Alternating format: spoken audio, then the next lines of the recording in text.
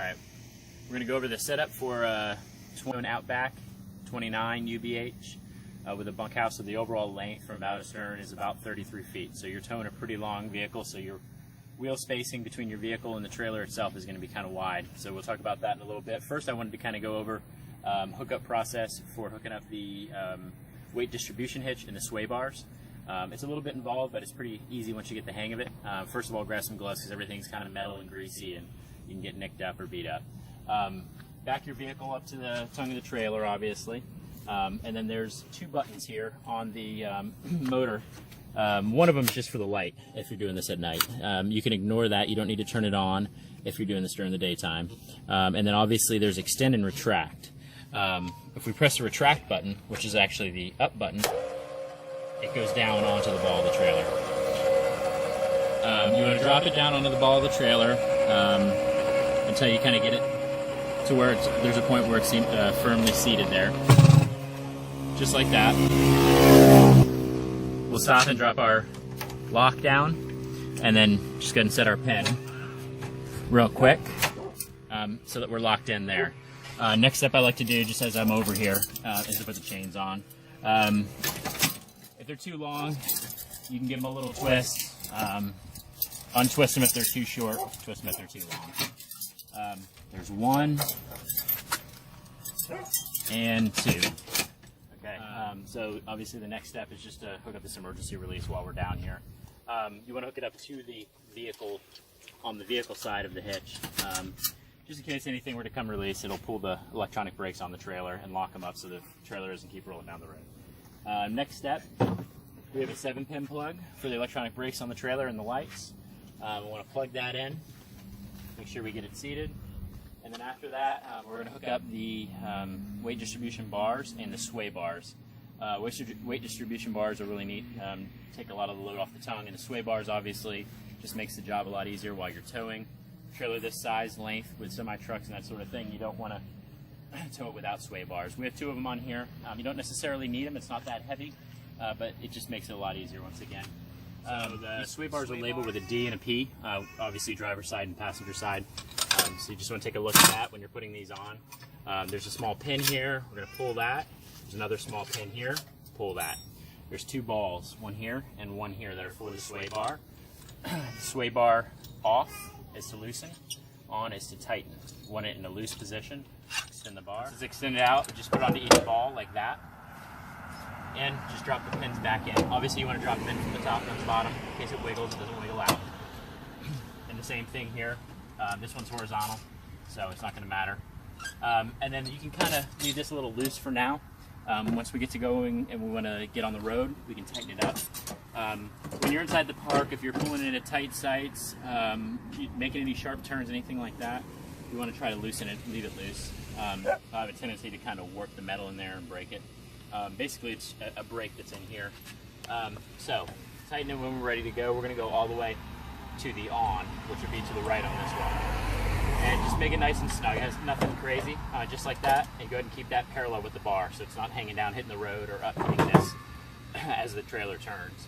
And we're going to do the same thing to the other side with the sway bar. And then while we're over here, we can set up the weight distribution bar. Release the cotter pin here. I'm going to drop this down, take the bar itself, press it up into the hole that's here on the hitch. There's a little pin that presses into that bar and keeps it in there, and it's on a little loaded metal clip. And then we're going to grab the chain that has the zip tie on it, put it on the bottom of this hook, which is the more narrow hook. You're not going to be able to fit it on the top, it won't work. And we're going to just pry that into place. We have a little bar here that's stored in the storage in the camper. We just lift up, and there you go. You're set there. Once the load is put down onto the tongue of the trailer, it'll distribute it from your rear tires onto the trailer, essentially, and you won't have as much tongue weight. We're going to do the same thing on the other side real quick.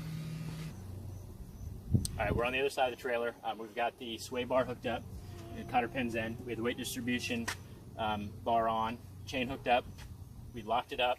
And I forgot to mention on the other side, we do need to put a cotter pin in to lock that in, so I'm going to do it over here, and we'll go and do it over there. There is a little hole here that's on the right-hand side. Cotter pin's going to go in, and it's basically just going to lock this in place, so if you do hit a bump or something crazy like that, it won't pop off. Essentially, there's so much load on it that it's not going to move. And the last step is obviously to retract the front jack all the way up, put all the load onto the vehicle. And as we're doing that, it's going to take a little while. You'll see this foot coming up, and when it's at max, which is all the way up, you hear the gears pop a little bit and the lift.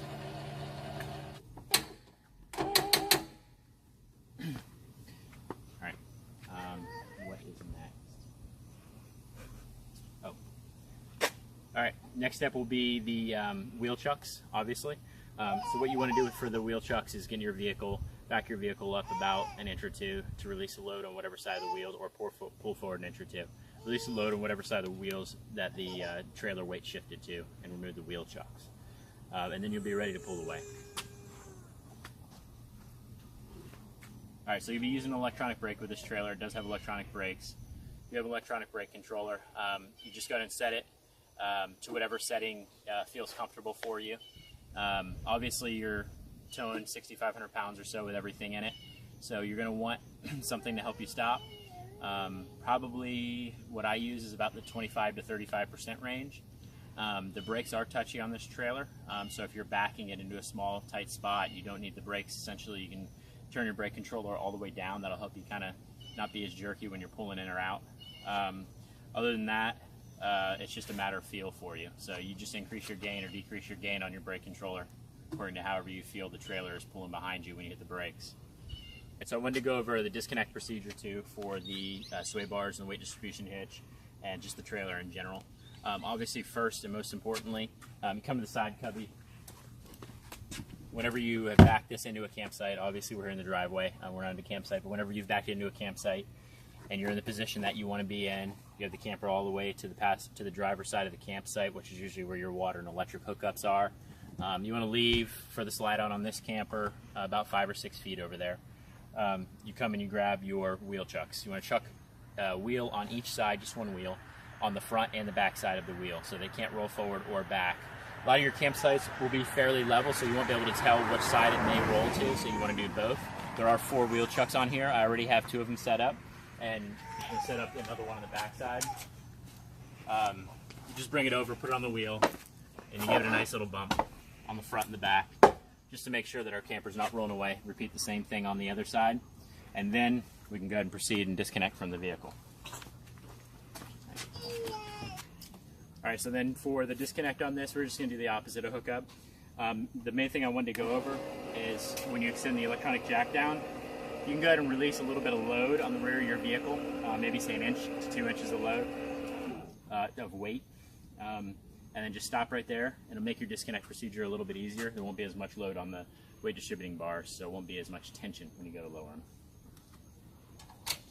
Just going to disconnect our pins on our sway bar,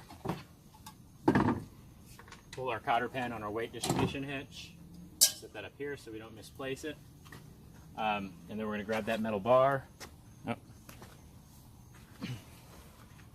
on the larger end, and just slowly move it down.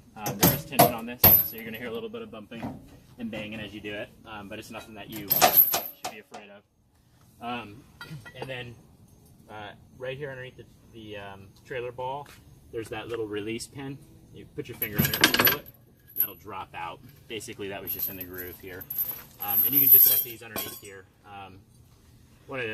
Just so we don't lose our cotter pins for the sway bar, throw them back on there. And we'll set that underneath here too. And we're just going to go around to the other side and repeat the same process. You can leave all that down for now and make it a little easier when you go to hook it up.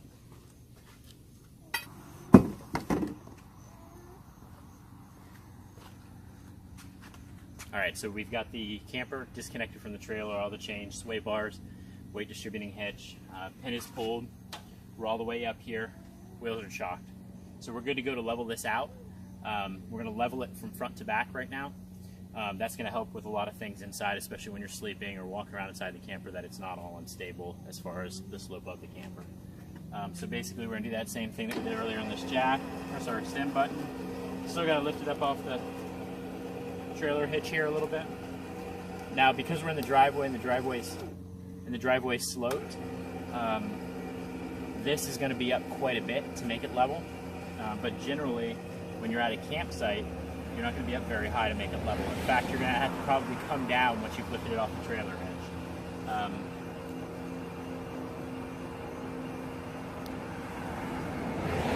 All right, so we're completely off the hitch. Generally, what the next step would be is to pull the vehicle up a couple of feet to get the trailer hitch out from underneath the trailer so that we can lower it to level it.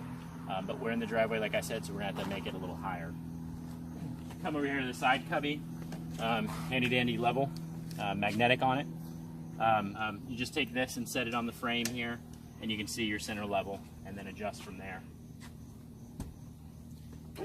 Continue going up to get the camper level. And once we reach that point, we're level from front to back. Most of your campsites are going to be level or slightly sloped, perpendicular to the trailer. If they're not, I do have something in there for that you can put underneath the wheel. But the leveling jacks that you're going to see in a minute are not meant to hold the load of the camper. They're just meant to keep it stabilized. They're not leveling jacks, they're stabilizing jacks, so I misspoke there. Some bigger RVs have hydraulic leveling jacks that you can level the entire RV with. They don't put those on a lot of travel trailers. So that's what these are. They're basic stabilizing jacks, so that you don't have a rock when you're inside the camper. All right, so now we've got the camper level from front to back. We're going to run around real quick, set up the stabilizer jacks, just so that it's stabilized. There are little ground pads for them. Yellow here says down and up on them. Pretty self-explanatory. I'm going to put this side down.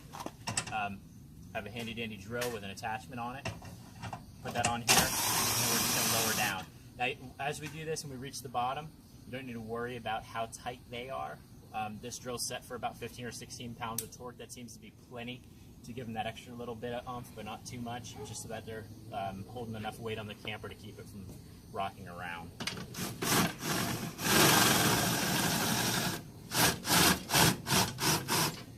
And like I said, we're in the driveway here, so there's a large height difference. When you get to a campsite, you'll see in the back we do those stabilizers.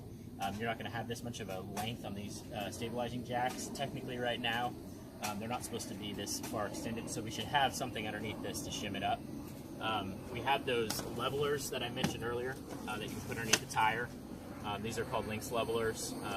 There's various ways you can use them, but you can also use them as spacers underneath here if you need. We're going to move on to the other 4 jacks, stabilizers real quick, just to get them done, and then we'll move on to the rest of the setup. All right, here's the rear stabilizer. Like I said, there's not as much height. This is mostly what you're going to see at your average campsite. Jack will come down, just center it on there, and then we'll do it until we reach the maximum torque on the drill. And that's it. That's all you need to do for these. Go around and do all 4 on each corner. And then once you're done with that, we'll move on to the next step. All right, so we're here on the pass-through storage up in the bow of the camper here. This is on the driver's side pass-through. Basically locked, unlocked. There is a key for this if you want to lock both. But we'll just give this a twist. Sticks up. This is our go-to tray for hose, for water, and for electrical. And then we have a tray here that has our sewer Y and our sewer hookup. And then there are a little box of gloves you can use while you're hooking up the sewer so you don't get anything on your hands. Along with, these are called sidewinders. They're essentially a leveling system for the sewer lines. So right now what we're going to need is these 2 to hook up the sewer, and these 2 out of this bin to hook up the sewer. And we'll come back here and just set them by our sewer connection. So we're going to pretend here, obviously, because we're not at a campsite, but you'd have something in this vicinity that would be a hole in the ground with a cap that you need to remove to hook your sewer lines into. One sidewinder is going to go here. Down here there's a connection for the galley sink, for the sink in the kitchen that has its own tank and own discharge. And then come over here and set this other one here for the gray water from the bathroom sink, and also for the black water from the toilet. And then we're going to come to the rear of the trailer and grab the sewer lines.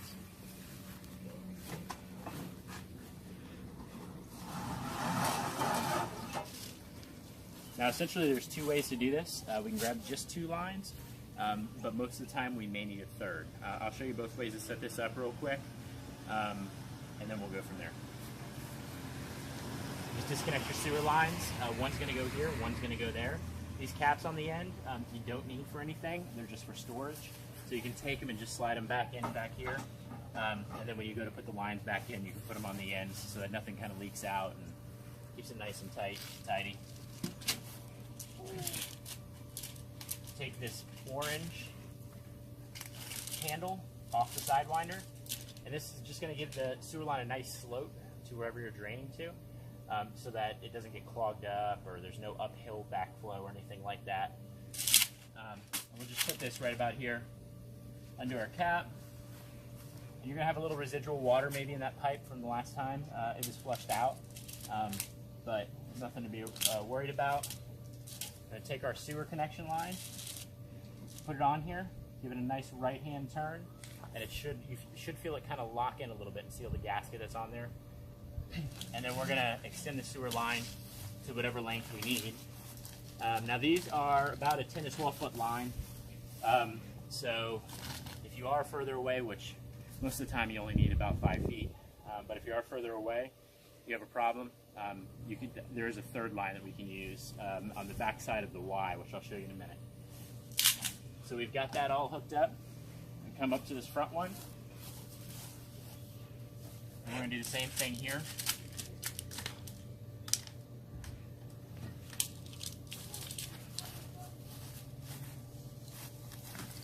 And I didn't put it quite the angle I wanted to show you the single hookup on this, so let me adjust that real quick.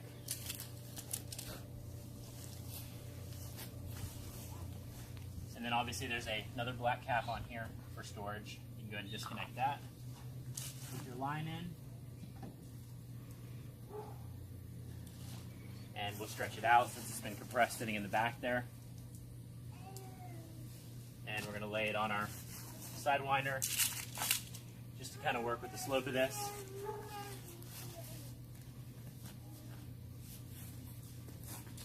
And everything kind of takes a little bit of finesse and getting used to and trying to figure out what you're going to do. But this process is not too tough. This is a Y. The reason we use the Y, why we use the Y, is because there's 2 storage tanks here. We got to put them into one, into the ground. So we can come together like this with the 2 lines. And then we have 2 options here. First option, once we're all hooked in, is to keep it like this and to kind of center our drain somewhere. Then take our drain spout like this, disconnect it. We're going to thread it onto our drain. Take this elbow, put it back on there, lock it in place, and then this swivels. So you can take that, put it on there, and lock it in. That's option number 1. This is basically a 2 into the drain. The other option would be to disconnect this if we can't quite get to where we need to go, and we can put another line here. Give me just a second. The other sewer line is stored on the other side of the rear bumper. And then we can take this line and hook it up.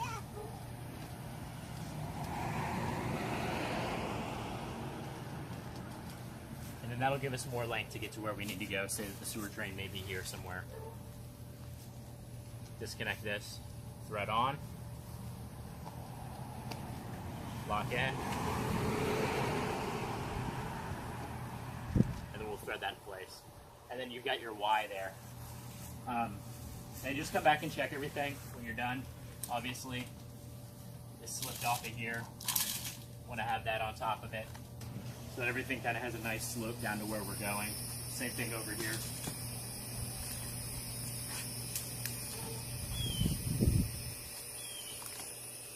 And if you do need to slope the third line, you just take a little bit from one side or the other, whichever you have extra sloping material. Take the line off, and we can run that down this way. And then use it for 2 lines.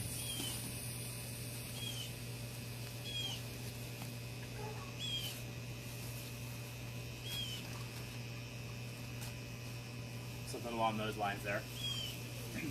And then that is it for the sewer hookup.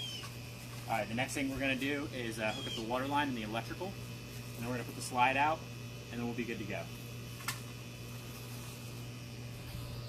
All right, so now at this point, we go back up to our bin. We have our electrical line, and there's 2 water lines in here. You can choose whichever one works best for you. Usually when you're hooked up back there at the back of the camper, and the water hookup, the city water hookup is here, you're going to need a longer line. But you can also get away with the shorter line. There's less mess in the campsite. It's a little easier to store and a little easier to wrap up. So you can start there if you'd like. I'm going to set that out. I'm going to put the larger line back in the bin.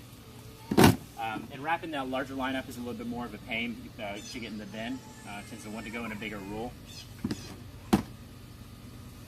So we're going to take the electrical, come back here to the rear of the camper, and the electrical connection is back here. And this is all pretty straightforward. Just lift this up, electrical connection goes straight in, cord going down. Just push it in, and there's a little threaded nut here. Basically that nut just threads in until you can't do it anymore, and then you're good to plug in your 30 amp connection. Now I don't have a breaker box here that you usually see at a campsite to show you, but there will be a connection that the 30 amp goes in, and then there's a series of breakers. One of them will say 30 amp. A lot of times that 30 amp breaker will be turned off. To get the power, you need to turn that on. But once you're plugged in and hooked up, you can turn the breaker on. That'll turn your air conditioning on inside. It'll also help you power the slide, which the battery does too, if you want to put the slide out with the landline power. And then we'll move on to hooking up our hose.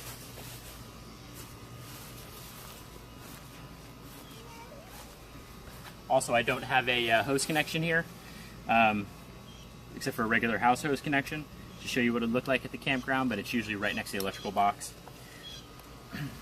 At this point, just unwind our hose, thread it in there, walk up to the front of the camper, and we want to pop off our cover on our city water connection, maybe residual water in there. You just take the hose line, put it in, and we're going to twist the nut that's on the camper itself, and you're going to go counterclockwise with that, so to the left. And just thread it until it's all the way seated. We do also have a 90-degree elbow that can go on here to make the hose go down to the ground, so it's not putting as much weight on here. I just don't have that with me right now, but that will be in the bin. Alright, so you're good to go there. Just take your bins, set them right back inside, take your gloves off or whatever you had on, and then we can close this compartment down. We're pretty much done there. Water's hooked up, electrical's hooked up, sewer's hooked up. You're pretty much ready to camp. This camper's level and stabilized. We're just going to put the slide room out, and we'll go inside and figure out how to do that. And we'll also discuss the awning on the other side. So real quick, I also wanted to discuss the pass-through. We have some chairs stored in there, some camp chairs. There's also a little blue bag. Looks like a camp chair, but there's a little camp table, which is labeled. Obviously, there's the levelers, and the large black bag. All right, so there is a large rug here. You can put underneath the awning. I would suggest kind of weighting it down with some chairs and a table, that sort of thing, in case the wind blows. Give you somewhere to sit. A lot of campgrounds do have, especially state parks, do have dirt. If you're going to an RV resort, you'll probably have concrete there, so you may not want this. That is entirely up to you. There's also a broom stored in here underneath that if you need it to sweep out the camper for whatever reason. There's other things in here. There's a tool bag and some other things I can go over a little bit later in case you need them. So basically at this point, we're ready to set the camper up for camping now that we've done all of our connections. This handle here just lifts out, and we have it set in front of the door. Just in case the door doesn't latch by some accident, when you're driving down the road, the door will not come open. And the handle's like that. And then we'll grab the bottom here and lift the step out. And then there's a tri-fold step. So we're going to fold it down the first step, and the second, and then obviously the third. And then now the steps are all ready to climb up. The door can be latched back. I really don't like the pin setting that came with it from the factory. It tends to kind of come loose, and it has broken already once. So in this front compartment, handy dandy bungee cord. I can use that a lot of times just to go from here to here and hold the door so that we know that it's not going to get picked up by the wind and kind of ripped away or anything like that. Most of the time in Florida, we're keeping the door closed because of bugs and because we want to use the air conditioning. So this isn't that big of a deal if you're just going in and out, that sort of thing. But if you want to leave it open for a period of time, you can use that. All right, go ahead and stop it. All right, so we're walking up into the camper. First thing we can do is turn on some lighting real quick. This fourth light switch, which is labeled interior living space, you pop the lights on so you can see what you're doing. Open up this cabinet here, and we're going to have a few buttons in here. I'll try to explain what they all do. But the first and most importantly, so we can have some space and see where we're at, is to get that slide room out. I recommend having somebody stand outside one of the windows in the slide room just to kind of say if you're going to hit anything. A lot of your campsites will have trees or electrical connection where there's a 4x4 post, that sort of thing. So you want to make sure, like I mentioned earlier, to leave enough space on the driver's side of the camper for the slide room. It's about 4 or 5 feet. 5 to 6 feet of space would be fine. Slide room button is up here, in and out, pretty basic. We're all the way in right now. We're going to go out. And it's nothing crazy fast. Obviously, it's nice and slow and controlled. And we're just going to hold the button down until it bottoms out.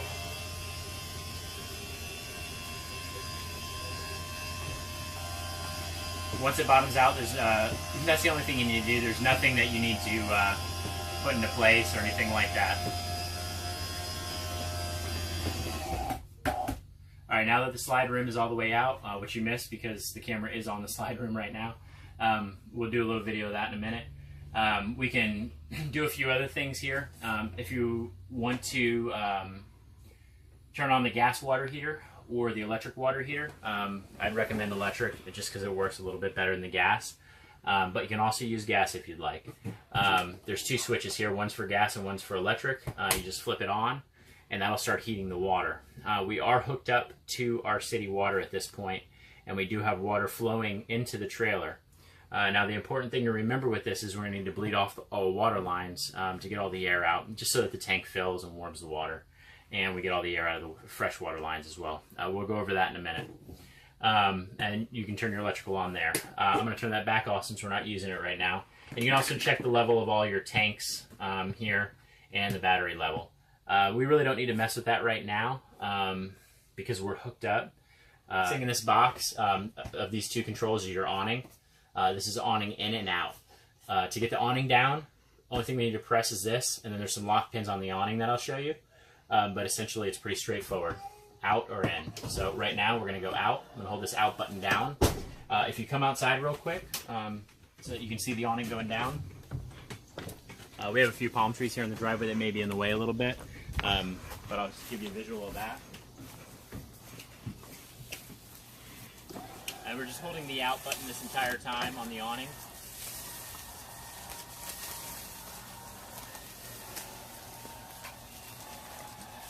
Right, now the awning is all the way out. So just come in here real quick and I'll show you these this wing nut or circular nut to lock this down. We're just going to spin this clockwise, obviously, to lock it down. And that's going to make sure that this doesn't lift up if we get a little bit of wind. Important thing to remember with the awning is if you're going to go out for the day, to not leave it out.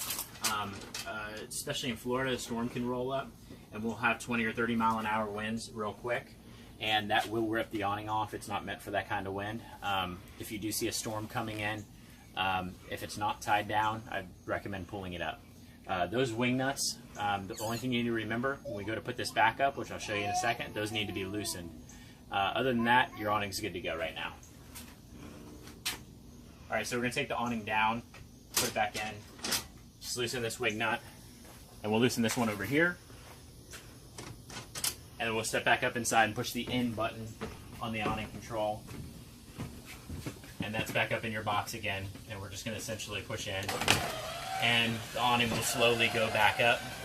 And the way the brackets do work, you'll hear a clank or a bang or a little bit of noise as it's going.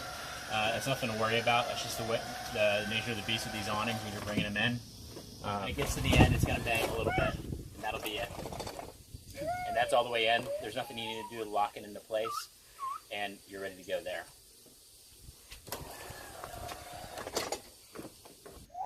All right, so real quick, there are some light switch controls in here. The main ones we're going to have to worry about is the interior living space main switch. That is all of the ceiling lights in this interior living space. They have a switch on them where you can turn them on and off. But you can also leave them all on, and when you're going to exit the door, turn the switch off, and they will all go off. That's the fourth switch, it's labeled. The first switch is the porch and bug light. There's a porch light right here and under the step, and it's kind of a tinted color for bugs. It's a yellow colored light. You turn that one on and leave that one on, so when you're out, if you're out at night or sitting on the porch. The third one, there is an LED strip under the awning for the porch lighting. It lights up a white LED strip and 2 blue circular LEDs in the outside speakers.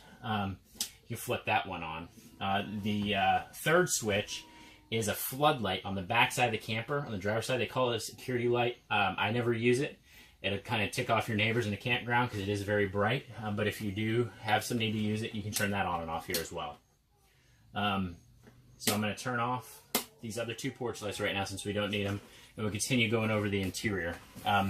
Basically, your setup at this point is you have your camper hooked up, your electrical running, your air conditioning running. You want to come over to the air conditioning unit, and you want to turn it to high, and you want to turn it to cool your house, and you set it your temperature you want. Doesn't matter, but it will freeze you out at night. If you do set it below 70, it gets kind of cold in here. I'd recommend during the day somewhere in 75 range. It doesn't matter to me. It's whatever's comfortable for you. Now, there's 2 things on the air conditioning. The first one is obviously the thermostat being on cool and high, and then setting the temperature. The second thing is the air conditioning control unit. On this unit, there are little switches you can flip up here to allow the air to flow into the living space, or to put it primarily into the duct system, which runs through the camper. And there's several ducts that go this way up into the back bunk room. There's a duct back there as well, and there's also a duct up in the front living room. So if you have this open, it's going to flow into here. If you have it closed, there'll be greater airflow to the back room and to the front room. When you're first getting the camper cooled down, you might want to leave it open, but it's up to you. It doesn't matter. Whatever you feel is comfortable. I just want you to know about it. Next thing we're going to do in here is you can turn on the lighting, but we'll go over the refrigerator. Important thing to remember about this refrigerator is it runs on gas and electric. So if our refrigerator's in the on position, it's going to say on. There will be gas flowing to it while you're driving down the road, and the battery has an igniter and ignites a flame back there, and it actually cools the refrigerator. There's a button here to turn on an auto. We want to have that auto light on, and we want to have this on.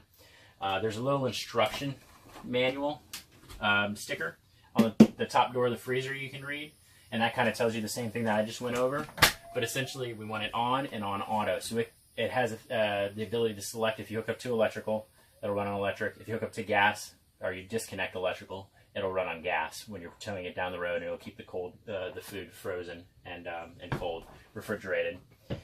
Inside the refrigerator, that works the same way. The other important thing to remember with the refrigerator, when you go to close the door, even though it looks like it's closed, it's not. You can be driving down the road and it'll pop open.